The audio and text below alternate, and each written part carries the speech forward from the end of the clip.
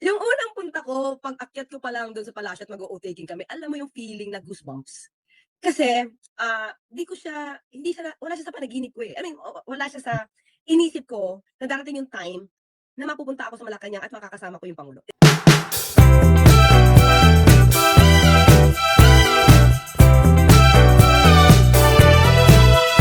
Ay, naka-mute ka, attorney? Ano Yusek! naman, eh, nagpa-parlor pa ako. Kinakabahan ako. Ewan ko kung bakit, Hindi ko alam kung Hmm, bakit. Oo nga. tapang-tapang mo sa live ano mo, eh, live stream mo tapos Yun nga, ang tinatanong ko kay Addictus Rex, bakit gano'n? Eh, kapagka yung ano, guest ko yung iba, hindi naman, okey lang, normal. Pero ikaw, hmm, kamusta hmm. ka? Okey lang, ganda ng ngiti ko, 'di ba? Oo, parang hindi Sabadong-Sabado, oh. parang hindi napabalitang kakasuhan ni Lebiste o kinasuhan ni Lebiste. Alam mo, tingin ko ano yun, magandang opportunity. Mhm. Kasi baka mas lalong ma-open pa yung mga issues patungkol sa solar firms niya. Kasi Oo, siyempre opo, isasama yun sa answer, 'di ba? opo. Akala ko is Hmm. parang magandang opportunity para pagtakbo ng senador Ay hindi, 2028. hindi, ginamit ko Kasi lang kasi yung ano, salitang Auntie o 'di ba sabi ko, eh, di gamitin na to the fullest yung pangalang Auntie Claire. Di gamitin na lang sa pagkampanya, oh, 'di ba? May kanta na pero nga kami ramdam niyan, mo eh.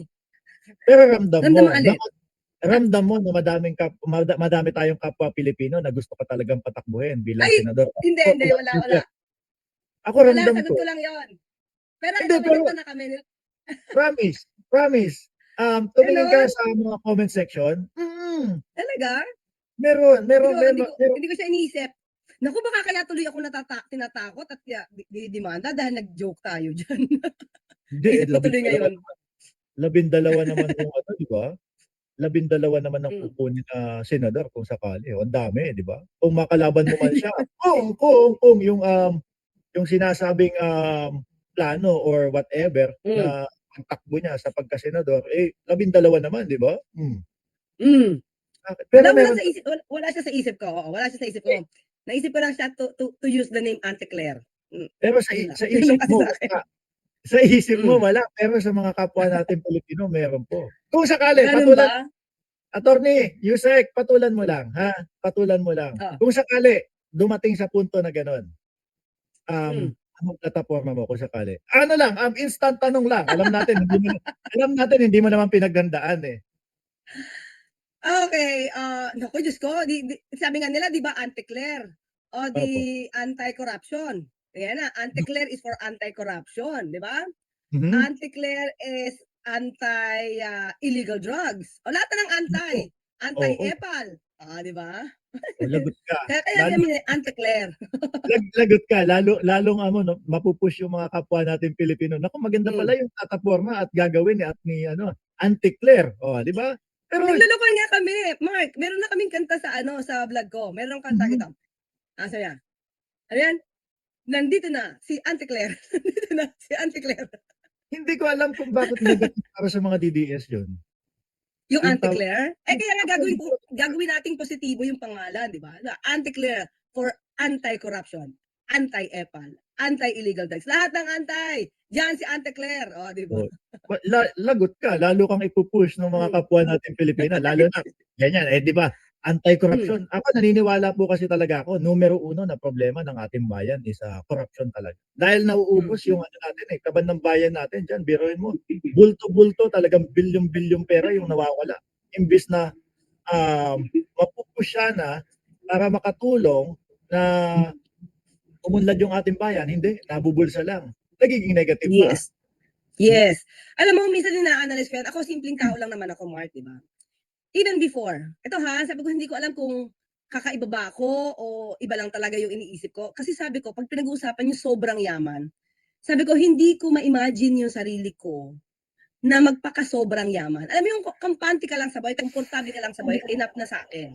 Opo, Okey, so wala sa akin yung siguro ang isa dapat mawala sa isang tao, yung inggit. Kasi mhm. kapagka may inggit ka, halimbawa, ikaw sabi niya, "Ay ang gwapo-gwapo ni Mark Ramos, ang ganda-ganda ng" Ang ganda-ganda ng kanyang t-shirt, 'di ba? Oo, So, yung iba, since kung walang ganyan, parang ang gagawin nag-inggit, gusto nila maungusan ka pa. Tapos even to the point na magnanakaw sila ng pera, mangungupit sila just to afford the t-shirt that you have para mapakita lang nila na mas angat sila. Tingin ko doon medyo sasablay talaga yung isang tao, eh. Inggit, yun. ah, Tapos yung tipong, gusto nilang ipagmalaki, show off, yun, nagso-show off. Wala sa akin kasi wala yun, eh. opo. Hindi okey, 'di ba, hindi ako mahilig sa branded na gamit, hindi ako mahilig sa alahas, wala akong nightlife, di ako umiinom, hindi ako nagsisigarilyo, walang bisyo. Siguro 'pag simple yung buhay mo, mas simple lang din yung aspirations mo. So, siguro dapat dun lang manatili, especially Opo. ang public officers para hindi sila nate-tempt na magnakaw. Pero meron Mm, talagang iba, ang unang agenda 'pag takbo pa hindi pa tumatakbo, iniisip pa lang nila, ang unang hmm, agenda is gawing negosyo ang yeah. pagiging public servant. Madaming gano'n, eh. Hmm, Actually, nung unang pasok ko diyan, kasi 'di ba sabi ko even before ayoko naman sa politika, eh. Sabi ko nga, ilang beses pa ako nag-isip bago ako pumasok dito, eh. Hindi naman agad na binigay sa'kin nag-oo agad ako. Talagang nag-isip talaga ako. And, kahit na nasa posisyon ako, hindi ko kasi inabuso kung ano yung meron ako na to the point na, o si ano, si A, pasok ko dito. O si B, pasok ko dito sa opisina ko. Hindi, eh, mas gusto ko na kung ano lang yung kailangan kong tao Opo, sa opisina ko at kaya na namin na patakbuhin. mag-multitasking ng hindi kami magrereklamo sa multitasking namin, okey na ako. Kasi kapag gano'n mas nakakatipid yung gobyerno sa'min kasi ito lang yung kinuha kong tao. Opo. Ayoko na ako yung maging dahilan na magkakaroon pa ng doble-dobleng bayad sa tao ta's hindi ko pala naman kailangan. Bigla ko tuloy naalala yung isang senador, puro kapamilya niya yung nandoon sa Ay, opisina. oo, yun yung mga tipong iniiwasan ko. Kasi 'pag hindi kailangan ng gobyerno at hindi ko kailangan, hindi ko ipipilit. Kasi hindi siya makaka-save, yung government hindi siya makakapag-save 'pag ang mga opisyal, mga abuso sa kanilang puwesto. Naging ano, eh, dun mo parang nakita talaga, ay business? Oo, 'di ba business. Ay business Politics is my lahat. business ang dating, 'no? Opo, lahat nandun nakita ko. Pero anyway, attorney, Yusek, um, presidente 'yan nakakasama mo na, eh. Hmm, Nakaka-one on for sure one-on-one talk hmm. 'no, kapagka yung mga ganyan. Kamusta yung pagharap sa presidente nung first time mo? Yung unang punta ko, pag-akyat ko pa lang dun sa palasyo at mag-o-o-taking kami, alam mo yung feeling na goosebumps. Kasi, 'di ko siya hindi siya wala siya sa panaginip ko, eh. I mean, wala siya sa inisip ko na darating yung time na mapupunta ako sa Malacanang at makakasama ko yung pangulo. And hindi ko siya inisip, never ko siya kahit sa guni-guni, hindi ko siya naisip talaga. Oh, So, at the time na ako at, finally nag-okey na at everything is, ongoing na, nung oath-taking first time kasi pangalawang kita ko na kay pangulo nun, eh. Kasi nung una yung nagkita kami para makuha ako na palas press opo, officer. Yung pangalawa yung oath-taking. So, alam mo pa rin yung tipong, "Wow, talaga ba? Alam mo ito totoo ba 'to?" Gano'n yung feeling. Totoo, iba. Tapos, the first time kong makita sa pangulo para bang parang ang hirap ng humindi. opo. Especially nung sinabi niya, "Can you help the country?" Wow. Alam mo yun parang, okey po. Alam mo para bang sino ako, ordinaryong tao tapos yung pangulo doing everything for the country tapos kahit konting tulong ay makakatulong ako sa bayan, hindi ba ako? So yun Tsaka yung feeling. nararamdaman mo yung Oo, sinseridad na talagang gusto niyang mabalik sa taas yung Pilipinas po, eh, 'no? mm. Ang isa sa Ilang nakita word ko pa, ano unang me word niya sa'yo o unang sentence niya sa'yo? ay naku teka lang, paano ba yun? Nag-hello pa hindi ko matandaan. Basta nag-hello ako, basta ang natatandaan ko lang sa kanya, "Can you help the country?" Eh. Parang nasa ano ka Oo. 'no, nasa alapaap ka 'no? Really, oo. Tapos, Friday, so Lunes ako nag-start, Feb 24 oath-taking ko na yun, 'di ba? Friday yata yun, naka-prepare na kami sa briefing, bigla akong pinatawag. My gosh, sabi ko, "Bakit? Naku, baka mamaya mali ako nagawa," 'di ba? Opo, Yun pala may meeting kami. So ito hindi alam ng ibang tao 'to. Pero ito meeting lang, hindi wala 'tong camera, wala 'tong kumbaga walang reporter, pero makikita mo yung puso ng pangulo. Kasi nung nagme-meeting kami on that day, sabi nung kumbaga ano 'to, parang private meeting na, "Sir, ganito yung magiging program natin. Marami po 'tong matutulungan at marami pong magpapasalamat sa inyo." Ha? Alam mo sabi niya, na kinagulat ko ha, sabi niya, "Alam mo, hindi kailangan magpasalamat ang taong bayan sa akin. Opo. Hindi kailangan magpasalamat siya sa atin, ang tao. Kasi obligasyon natin na ayusin ng bansa ay obligasyon natin tulungan sila." Yun yung Opo. sabi niya. Tapos sabi niya, "'Pag hindi tayo nakatulong, yun ang mali." So parang, ah, tayo ang may utang sa bayan. So di sila kailangang magpasalamat sa'tin. So the first time ko nadinig yun, walang camera, kami-kami lang, wow! As in, wow! Na hindi mo iniisip kasi Mark, ako kasi isang kritiko ako, eh. Opo. Nung nasa radyo pa ako, Talaga? kritiko ako If sa lahat ng puwede kong ma-criticize, opo. okey?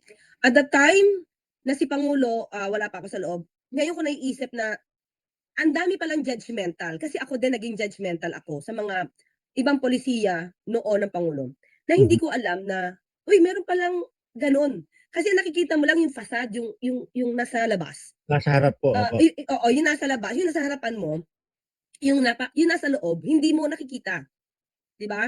Halimbawa lang siyempre, 'pag sinabi mo PhilHealth, PhilHealth, kung ano yung nadidinig mo sa mga iba, yun din ang maiisip mo, eh. Oh, style Really? PBS. Yes, oo, yun yung maiisip ko na mali. Opo. Tapos siyempre iko-content ko siya, in general, 'di ba? Papakinggan ko yung ekonomista, pakikinggan ko yung batas, pakikinggan ko yung news. Pero ang mali sa akin, at the time, hindi ko naman alam yung pinakaloob niyan, eh. Correct. Opo, Okey? opo. Hindi ko alam yung pinakaloob niyan. Okey, yung PhilHealth kasi at the time, sabi ko, "Bakit nga ba tinransfer?" Now, although may desisyon ng Supreme Court na unconstitutional siya, pero na-explain kasi sa akin 'to at nag-podcast kami dito, na may mga iba-ibang termino na dapat maintindihan ng bawat tao at dapat maintindihan ng din Supreme Court. May iba-ibang termino na hindi siya mako-consider na dapat, kaya lang siyempre may Opo, decision na, eh, we have to respect the na-unconstitution. Opo. decision. Opo. Na hindi siya dapat na naging gano'n yung idea na mali.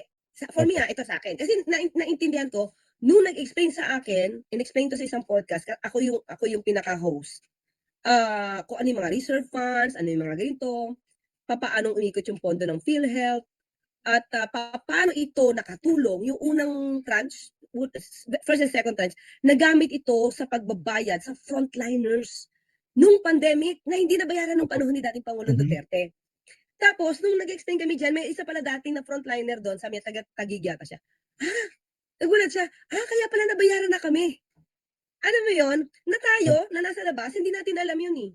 So, ngayon na nakikita ko kung paano magtrabaho si Pangulo, sa isang araw, kahit sabihin natin na dalawa lang ang events niyan sa labas, pero ang hindi nakikita ng tao, maraming private meetings ang Pangulo kapagka wala sa labas. Napapansin So ko 'yan sabi ko, ang sa mga sipag, kababayan natin. oo, ang sipag pala niya na hindi ako at the time na hindi ko alam yung mga, hindi ako wala ako sa meeting before, di ko naman alam, wala ako sa loob, eh, na gano'n pala yung Pangulo at on time, minsan earlier pa. Naku, Really? So yung naku. sasabihin nilang tamad ang Pangulo, meron kasi isang ano, isang kolumnista nagsasabing tamad ang Pangulo, eh. Hindi po yun totoo kasi ako po nasa loob mismo. Alam ko po yung ginagawa niya at kapag nagmi-meeting kami, halimbawa may mga files, may agenda.